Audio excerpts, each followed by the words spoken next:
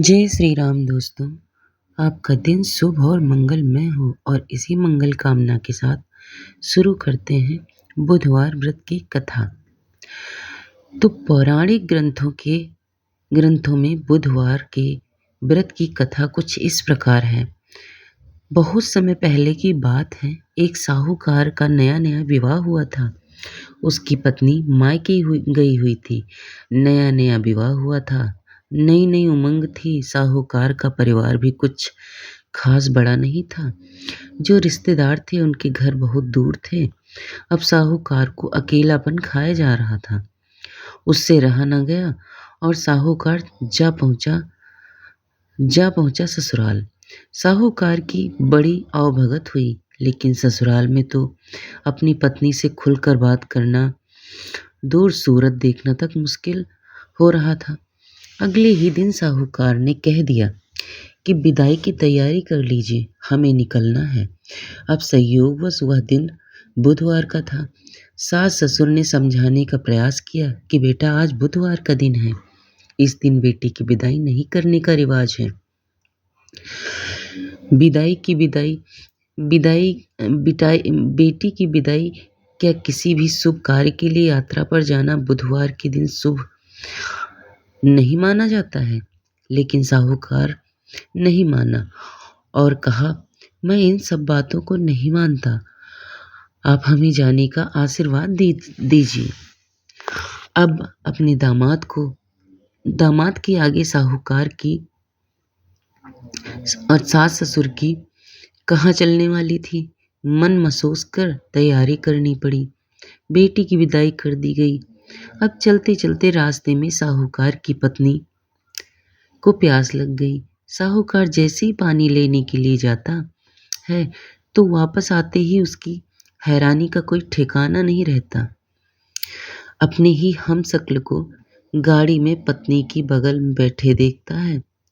उसकी पत्नी भी एक शक्ल के दो दो व्यक्तियों को देखकर परेशान हो गई।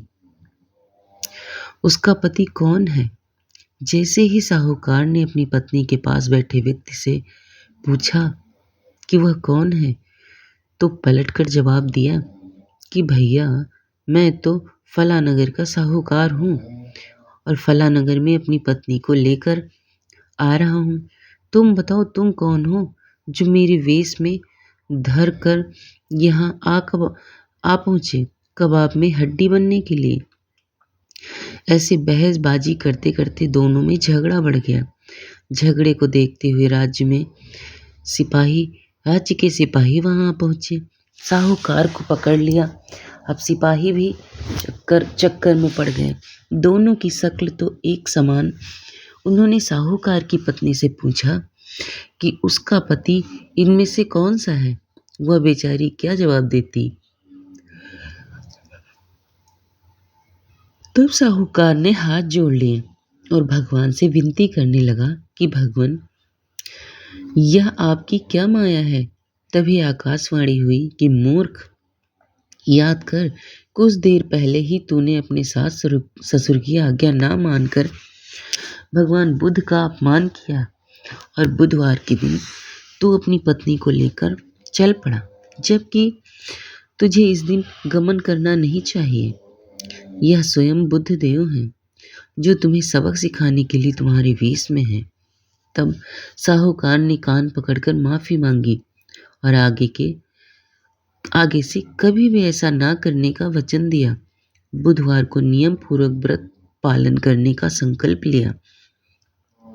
तब साहूकार के रूप में प्रकट हुए बुद्ध देवता अंतर्धान हुए और साहूकार अपनी पत्नी को लेकर घर जा सका। इस घटना के पश्चात साहूकार और उसकी पत्नी दोनों नियमित रूप से बुधवार का व्रत करने लगे।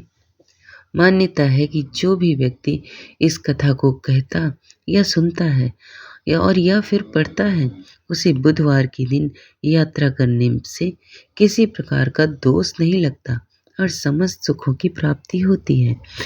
बुध ग्रह की शांति और सर्व सुख के इच्छुक स्त्री पुरुष बुधवार के इस व्रत को कर सकते हैं।